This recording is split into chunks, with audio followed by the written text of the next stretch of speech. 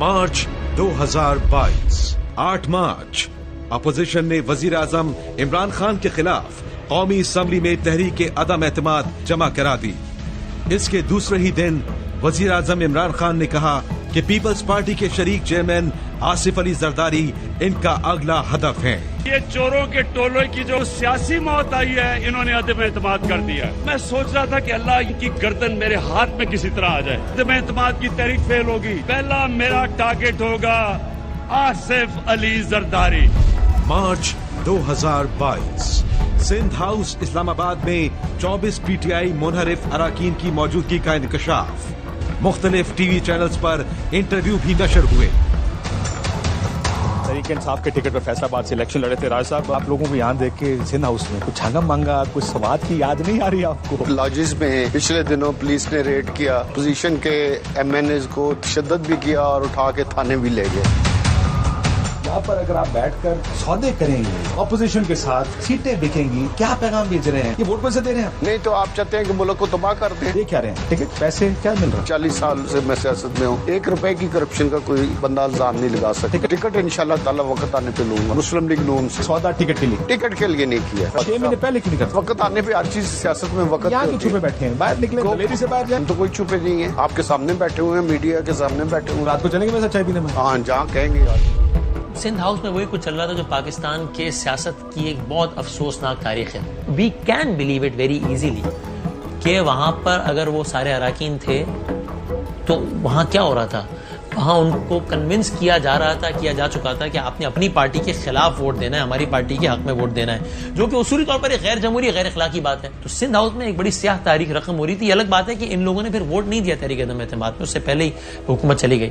लेकिन सिंध हाउस में जो कुछ हुआ, ये अगेन पाकिस्तान की सियासत का एक स्याह बाब नहीं है, स्याह धब्बा है, और इस तरीके के इक़दामात को रुकना चाहिए। फवाद चौधरी ने सिंध हाउस को हॉर्स ट्रेडिंग का मरकज करार दिया और कहा कि इनके खिलाफ मजबूत एक्शन प्लान कर रहे हैं।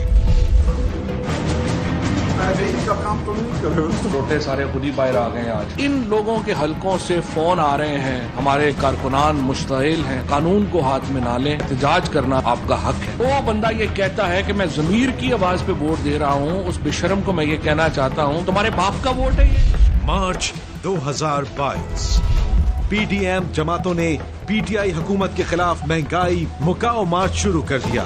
इस मार्च की क़यादत हमजा शहबाज और मरियम नवाज ने की। मौलाना फजलुर रहमान ने पेशावर से लॉन्ग मार्च की क़यादत करी और 26 मार्च को इस्लामाबाद में अवामी ताकत का मुजाहरा किया। मार्च 2022 इस्लामाबाद जलसे में वजीर आजम इमरान खान ने एक खत लहराया और बताया कि ये सिफारती खत 7 मार्च को आया है और इसमें हुकूमत तब्दील करने की धमकी है। इनका दावा था कि अपोजिशन की तहरीक अदम एतमाद एक गैर मुल्की फंडेड साजिश का हिस्सा है, जिसे पीटीआई हुकूमत को निकालने के लिए रचाया गया है। यहीं से रिजीम चेंज, अमरीकी साजिश या साइफर की बात शुरू हुई। लिख के हमें धमकी दी गई है, लेकिन हम मुल्क की मफाद पर कोई समझौता नहीं करेंगे। मैं इल्जामात नहीं लगा रहा, मेरे पास जो ये खत है ये सबूत है। हमारे मुल्क को हमारे पुराने लीडर्स के हाथों धमकियां मिलती रही। मुल्क के अंदर मौजूद लोगों की मदद से हुकूमतें तब्दील की जाती रही। साजिश का हमें पिछले महीनों से पता है, इनको जिन्होंने इकट्ठा किया उनका भी हमें पता है। बाहर से पैसे की मदद से हुकूमत तब्दील करने की कोशिश की जा रही है। पैसा बाहर से, लोग हमारे इस्तेमाल हो रहे हैं। 27 मार्च 2022 बड़ा अहम दिन है। ये वो दिन है जिस दिन इमरान खान ने एक साइफर लहराया, एक डोजियर लहराया, और ये वो डोजियर था कि जो अमेरिका में पाकिस्तान के सफीर ने भेजा था। वो खत लहराना ही पॉलिटिशियन के गिमिक्स होते हैं। भुट्टो का याद है आपको, राजा बाजार में खत लहराया था, बस ये साइफर भी इसको इस्तेमाल कर लो, उसको इस्तेमाल कर लो। ये हथकंडे हैं, पैंतरे बदलता है पॉलिटिशियन बस। Cipher can be it has importance. اور اس پہ اگر یہ کچھ نہیں تھا تو سپریم کورٹ کو بھیجا خان صاحب نے کھول دیتے. جب عمران خان صاحب حکومت میں تھے نا تو ان کو اس بات کا پتا تھا کہ سائفر آیا اور سائفر کے اوپر ہمیں بات کرنی ہے. یہ بات جب میں نے ان سے کی تھی تو تب انہوں نے مجھے بھی یہی کہا تھا کہ میں اس کے اوپر امریکہ کو ڈیمارچ کروں گا. کیا اس میں امریکی سازش تھی؟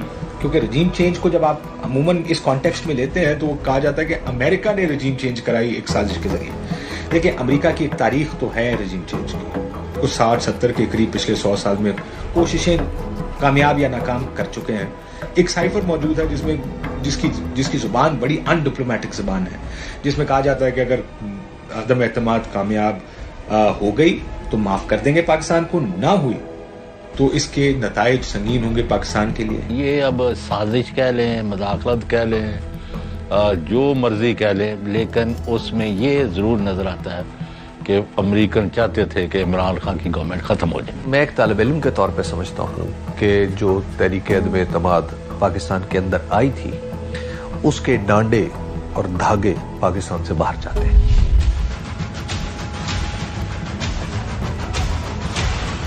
27 مارچ کو ہی وزیر اعلیٰ پنجاب عثمان بزدار کے خلاف عدم اعتماد کی تحریک جمع. عثمان بزدار کو ہٹانے کے لیے 168 اراکین درکار, جبکہ اپوزیشن ارکان کی تعداد 172 ہیں. 28 مارچ وزیر اعلیٰ پنجاب سردار عثمان بزدار نے اپنا استعفی وزیر اعظم عمران خان کو پیش کر دیا. عمران خان نے اسپیکر پنجاب اسمبلی چودھری پرویز الہی کو وزیر اعلیٰ پنجاب نامزد کر دیا. وہ ایک تو ان کے خلاف اس لیے پیش کی تھی کہ کہیں وہ اسمبلی نہ توڑ دے.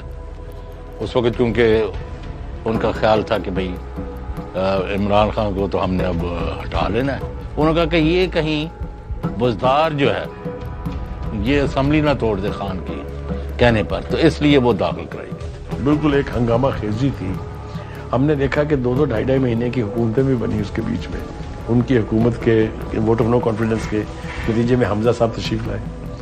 2 مہینے کچھ دن وہ رہے لیکن اس کو کسی بھی صورت سے جس طرح سے بھی آپ دیکھ لیں آپ یہ نہیں کہہ سکتے کہ وہ کامیاب تجربہ تھا.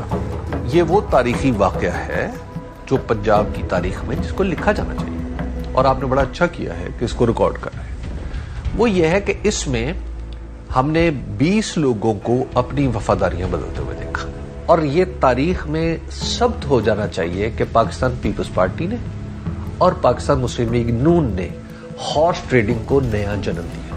بزدار صاحب کی حکومت تھی وہ بہت انتہائی طاقتور کچھ لوگوں کو بالکل ناپسند تھی, اور یہ پنجاب کی حکومت تھی جو بیسیکلی ایک جو آپس میں ٹگ آف وار ہوا اسٹیبلشمنٹ کے ساتھ, اس وقت کی اسٹیبلشمنٹ کے ساتھ, اس کی وجہ بزدار کی حکومت تھی. یہ جو 28 مارچ کے بعد کے جو واقعات ہیں انہوں نے پنجاب کی پالیٹکس کو تو جھنجھوڑ کے رکھ دیا ہوا ہے, اور آج بھی حکومت موجود ہے لیکن اس کی فیٹ کیا ہے اگلے 4 دن کی کوئی گارنٹی نہیں مل سکتا. آپ کے خیال میں کیا یہ سب کچھ اس لیے ہوا کہ پاکستان کے اندر ایک گورننس کی تبدیلی کی بڑی ضرورت تھی اور عثمان بزدار صاحب کو تبدیل کر کے پاکستان کے سب سے بڑے صوبے کو ٹھیک کر کے چلانا تھا؟ کہ اس لیے وہ ایسا نہیں تھا؟ مارچ 2022 پی ڈی ایم نے اسلام آباد کے سری نگر ہائی وے سے اپنی طاقت کا مظاہرہ کیا. جلسے سے پی ڈی ایم رہنماؤں نے خطاب میں پی ٹی آئی حکومت کے جلد جانے کے دعوے کیے. ہم نے یہ ووٹ آف نو کانفیڈنس یا عدم اعتماد کی تحریک 8 مارچ کو داخل کی. اس کے بعد اس کے اسپیکر نے غیر آئینی کام کیے اور اس کو طوالت دیتا رہا. ہم نے یہ عدم اعتماد میں نے اپنی ذات کے لیے نہیں کیا. جب انشاءاللہ یہ عدم اعتماد کامیاب ہو جائے گا تو اس کے بعد کیا ہوگا, واقعی یہ بہت بڑا چیلنج ہوگا. مارچ 2022 30 مارچ وزیر اعظم عمران خان نے سائفر بھیجنے والا ملک کا نام بھی بتا دیا کہ ابھی ہمیں 8 مارچ کو یا اس سے پہلے 7 مارچ کو ہمیں ایک امریکہ نے ایک باہر سے ملک نے, میں نام مطلب میرا کہ کسی اور باہر سے ملک سے ہمیں میسج آتی ہے تو پرائم منسٹر کے خلاف ہی صرف